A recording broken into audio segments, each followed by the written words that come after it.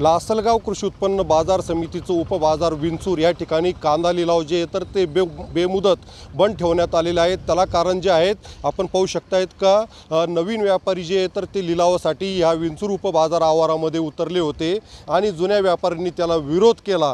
त्याच्यामुळे या ठिकाणी आपण पाहू शकतायत का या ठिकाणी शुकशुकाट दिसत आहेत।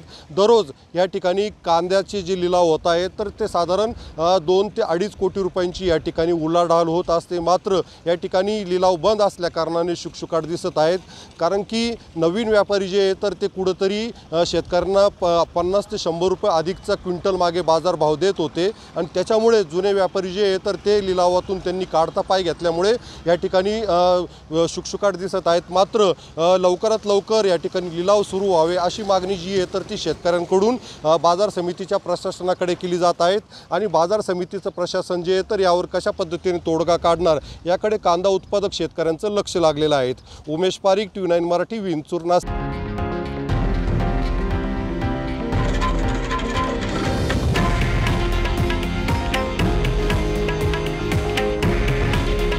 हे आहे देशातील नंबर 1 न्यूज नेटवर्क आणि आपण पाहत आहात TV9 मराठी।